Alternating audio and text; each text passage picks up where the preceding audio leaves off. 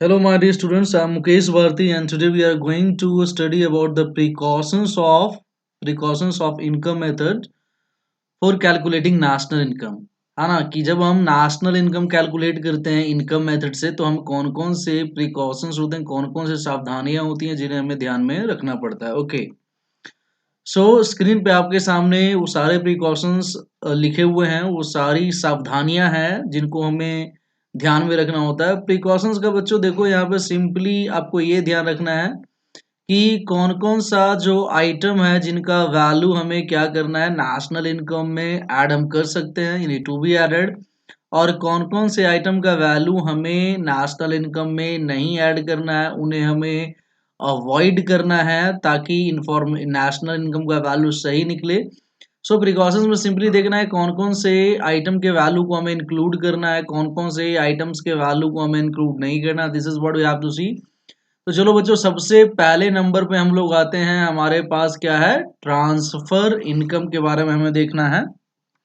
तो सबसे पहले हमें ट्रांसफर इनकम के बारे में देखना है. तो ट्रांसफर इनकम के बारे में क्या देखना है बच्चों कि ट्रांसफर इनकम को इंक्लूड किया जाएगा कि नहीं. तो इसका आंसर है नॉट टू बी इंक्लूडेड. देखो, किसी भी तरह का ट्रांसफर इनकम दिया रहे, चाहे वो किसी भी तरह का हो, जैसे मान लो या तो वो स्कॉलरशिप के फॉर्म में हो बच्चों, ठीक है, या तो वो स्कॉलरशिप्स हो, या तो वो चैरिटी के फॉर्म में हो, या तो मान लो ओल्ड एज पेंशंस के फॉर्म में हो. ओके, तो किसी भी तरह का ट्रांसफर इनकम होता है तो उसे आप इंक्लूड नहीं करते हो, क्योंकि रीजन सब में आपको क्या याद रखना है, क्योंकि कहीं ना कहीं ये प्रोडक्शन के कारण जनरेट नहीं हो रहा है, हो ना. जैसे कि है ना, मैंने बताया था ना कि लैंड हो गया, लेबर हो गया, कैपिटल हो गया, इंटरेस्ट हो गया, है ना. लैंड के बदले क्या होता है, रेंट जनरेट होता है, लेबर के बदले वेजेस एंड सैलरी, कैपिटल के बदले इंटरेस्ट और एंटरप्रेन्योरशिप के बदले प्रॉफिट.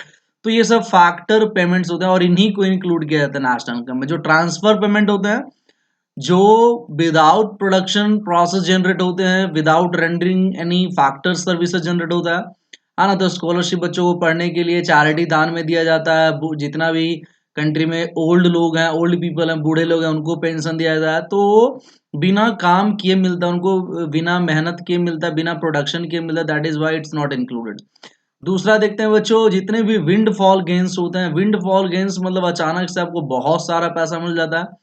जैसे आपने मान लो कि बहुत बड़ा अमाउंट आपने लॉटरी में जीत लिया, है ना. या मान लो इसी तरह का आप हॉर्स रेसिंग होता है, ओके, तो हॉर्स रेसिंग में आपने पैसा लगाया, वहां आपको बहुत सारा पैसा मिल गया. तो अगर विंड फॉल गेन आपको कहीं मिलता है तो वो भी नोट टू बी इंक्लूडेड. क्यों नहीं इंक्लूड होता है, क्योंकि सेम वही कंसर्न है, क्योंकि ये आपको लक के कारण मिल गया. ये इसमें इसके लिए आपने कोई फैक्टर नहीं प्रोवाइड किया, इसके लिए आपने लेबर का सर्विस या, है ना, लैंड लेबर कैपिटल एंटरप्रेन्योरशिप से रिलेटेड नहीं है ये, इससे डायरेक्टली प्रोडक्शन नहीं हो रहा है ना, इसलिए इसको इंक्लूड नहीं करेंगे.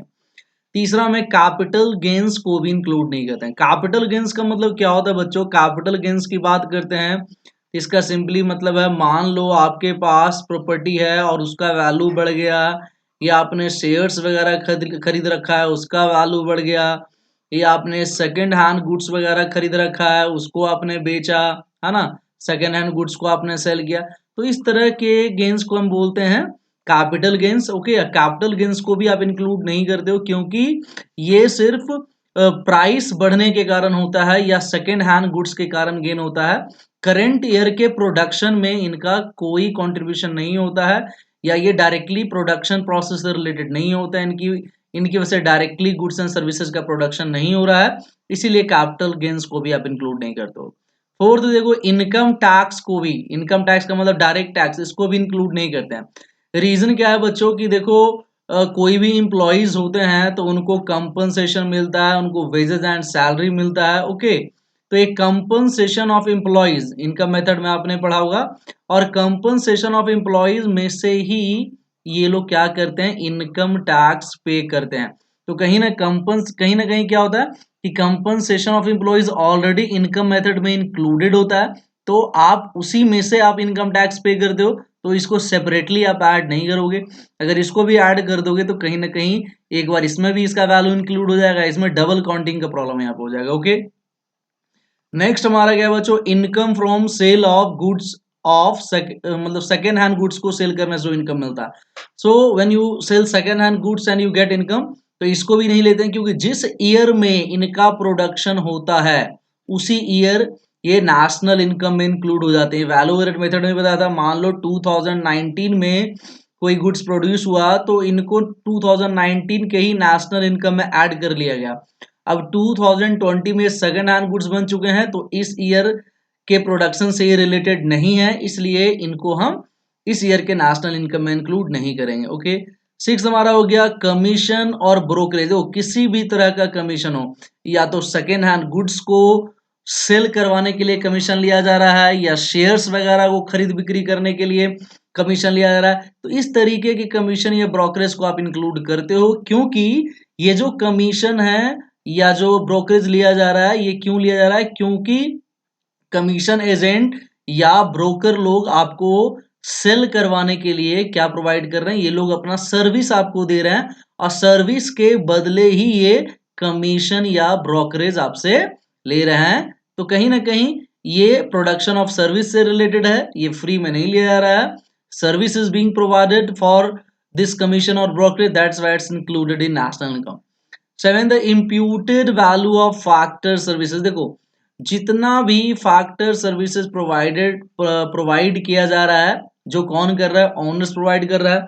जैसे अगर ओनर का अपना लैंड है, ओके, या ओनर का अपना फैमिली मेंबर है जो लेबर के फॉर्म में काम कर रहा है, या अपना वो कैपिटल वो लगा रहा है, तो है ना, इसका जो कैपिटल के बदले जो इम्प्यूटेड इंटरेस्ट होगा, इम्प्यूटेड वेजेस एंड सैलरी होगा, या इम्प्यूटेड वैल्यू ऑफ रेंट होगा, है ना, जिसमें मैंने आपको बताया था कि सेल्फ ऑक्यूपाइड, है ना, जिसमें मैंने क्या बताया था? सेल्फ ऑक्यूपाइड, है ना, जितने भी सेल्फ ऑक्यूपाइड हाउसेज होते हैं उसका इम्प्यूटेड रेंट को आप ऐड करते हो, है ना। तो इस तरीके चीजों को आप ऐड करते हो जो ओनर्स खुद प्रोवाइड करा है। मैं आगे और डिटेल्स में बताऊंगा। Payment of out of past saving. देखो, अगर आप किसी भी तरह का अगर आप पेमेंट कर रहे हो और कहीं ना कहीं वो पेमेंट आपके पास्ट सेविंग या पास्ट वेल्थ, पहले के सेविंग या पहले के वेल्थ से किया जा रहा है, तो उसको भी आपको इंक्लूड नहीं करना है, क्योंकि करंट ईयर के प्रोडक्शन से इनका कोई लेना देना नहीं है। करंट ईयर के प्रोडक्शन के कारण इस तरह का जो इनकम वो जनरेट या पेमेंट नहीं हो रहा है। ओके, तो अब थोड़ा सा और डिटेल्स में हम लोग आगे देख लेते हैं बच्चों। तो देखो, सबसे पहला हमने बताया था कि ट्रांसफर इनकम को इंक्लूड नहीं करते हो, जैसे ट्रांसफर, जैसे गिफ्ट्स हो गया, डोनेशंस हो गया, ओल्ड एज पेंशन हो गया, ओके, अनएम्प्लॉयमेंट अलाउंसेस हो गया, है ना, जो लोग बेरोजगार होते हैं उनको पैसा दिया जाता है, स्टूडेंट्स को स्कॉलरशिप दिया जाता है। तो इस तरह की चीजों को आप इंक्लूड नहीं करते हो। क्यों नहीं इंक्लूड करना चाहिए? Because they are received without any productive service. इनको, ये लोग कोई भी प्रोडक्टिव सर्विस प्रोवाइड नहीं कर रहे हैं और फ्री में इनको मिल रहा है, इसलिए ट्रांसफर इनकम है। इनका प्रोडक्शन प्रोसेस से कोई लेना देना नहीं है। विंडफॉल गेन्स जो भी होता है, जैसे लॉटरी वगैरह से इनकम आपको मिल गया, या हॉर्स रेस वगैरह से आपने इनकम अर्न करके उसको भी आप इंक्लूड नहीं करोगे। क्यों? क्योंकि कहीं ना कहीं उनका करेंट जो production of goods and services है उनका कोई कनेक्शन नहीं है, वो डायरेक्टली कंट्रीब्यूट नहीं कर रहे हैं, इसलिए इसको भी इंक्लूड नहीं करना है। उसके बाद आ जाते हैं आप, ओके, उसके बाद आ जाते हैं नेक्स्ट हमारा बच्चों क्या है? नेक्स्ट हमारा है कैपिटल गेन्स। तो कैपिटल गेन्स के बारे में बता दिया। कैपिटल गेन्स लाइक अगर आपको इनकम मिलता है कैसे, क्या करने से? Sale of second hand goods, या कोई financial assets like shares, bond, debentures आपके पास है, ओके, इनको सेल करने से या सेकेंड हैंड गुड्स को सेल करने से आपको अगर जो इनकम गेन हो तो उसे कैपिटल गेन कहते हैं, और इसको भी आप इंक्लूड नहीं करोगे। क्यों नहीं करोगे? क्योंकि ये जो एक तो सेकेंड हैंड गुड्स के बारे में हमने देख लिया, क्योंकि ये सेकेंड हैंड गुड्स तो पहले जिस ईयर में प्रोडक्शन हुए थे उसी ईयर में उनका वैल्यू ऑलरेडी नेशनल इनकम में इंक्लूड हो गया था। और जो शेयर्स बॉन्ड्स हैं ये मेरली फाइनेंशियल पेपर्स होते हैं, और इनका सिंपली मतलब होता है कि आप एक व्यक्ति से दूसरे व्यक्ति को बेच रहे हो, उससे आपको इनकम जनरेट हो रहा है। तो कहीं ना कहीं ये ट्रांसफर ऑफ टाइटल या ट्रांसफर ऑफ ओनरशिप की बात होती है। डायरेक्टली इनसे कोई प्रोडक्शन नहीं मतलब ट्रिगर होता है। ओके, सो कैपिटल गेन्स को आप इंक्लूड नहीं करते। फोर्थ में इनकम टैक्स को क्यों इंक्लूड करते हैं? क्योंकि income tax compensation of employees से ही दिया जाता है। Compensation of employees already domestic income में इंक्लूडेड होता है, तो इसको आप सेपरेटली इनकम टैक्स को आप ऐड नहीं करेंगे, अगर करेंगे तो डबल काउंटिंग हो जाएगा इनकम टैक्स का। नेक्स्ट आपके पास आ गया income from sale of second hand goods. तो मैंने बता ही दिया कि जिस ईयर में इनका प्रोडक्शन होता है उसी ईयर में इनको नेशनल इनकम में इंक्लूड कर लिया जाता है। तो दोबारा इसको जब ये सेकंड हैंड गुड्स बन जाते हैं नेक्स्ट ईयर्स में तो इनको नहीं इंक्लूड करते हैं। अगर ऐसा करेंगे तो दो बार इनका काउंटिंग हो जाएगा नेशनल इनकम में। और एक करंट ईयर मतलब जिस ईयर ये प्रोड्यूस हुए थे उसी ईयर ये प्रोडक्शन प्रोसेस में कंट्रीब्यूट कर रहे थे। नेक्स्ट ईयर में करंट ईयर के प्रोडक्शन से इनका कोई लेना देना नहीं है। ओके, कमीशन और ब्रोकरेज, ये मैंने बता ही दिया कि कोई भी कमीशन हो या कोई भी ब्रोकरेज हो सेकेंड हैंड गुड्स के सेल पे या कोई financial assets like shares bonds वगैरह को खरीदने बेचने में जो कमीशन या ब्रोकरेज जनरेट होता है उसको इंक्लूड करते हैं बच्चों। क्यों? क्योंकि ये ऐसे ही नहीं रिसीव किया जा रहा है, कहीं ना कहीं आपको सर्विस दिया जा रहा है ब्रोकर्स के द्वारा या कमीशन एजेंट्स के द्वारा और उसके बदले वो चार्ज करें, तो कहीं ना कहीं ये प्रोडक्शन ऑफ सर्विस से रिलेटेड है। ये इसलिए इसको आप इंक्लूड करते हो। ओके, नेक्स्ट हमारा बच्चों क्या, नेक्स्ट हमारा है payment out of past saving. तो मैंने बताया था कि किसी भी तरह का जैसे डेथ ड्यूटीज का पेमेंट हो गया, गिफ्ट टैक्स का पेमेंट हो गया, इन्हें इंक्लूड नहीं किया जाता है। कहीं ना कहीं इनका जो पेमेंट होता है it is done from past saving और इनका करंट ईयर के प्रोडक्शन से कोई इनका डायरेक्ट रिलेशन नहीं होता है। करंट ईयर के प्रोडक्शन कोई लीड नहीं करते हैं। ओके, कंट्रीब्यूट नहीं होता है इनका, कंट्रीब्यूशन नहीं होता है इनका। नेक्स्ट हमारा है imputed value of services, services imputed value of services, okay, by owners of production unit। okay, जो फर्म के ओनर्स हैं वो अगर सर्विसेज प्रोवाइड करते हैं तो उनके इम्प्यूटेड वैल्यू को ऐड करते हैं। जैसे सेल्फ ऑक्यूपाइड हाउसेज का इम्प्यूटेड वैल्यू, जो ओनर्स अपना जो कैपिटल प्रोवाइड करता है तो उसका जो इम्प्यूटेड रेट ऑफ इंटरेस्ट होता है, इन सबको इंक्लूड किया जाता है।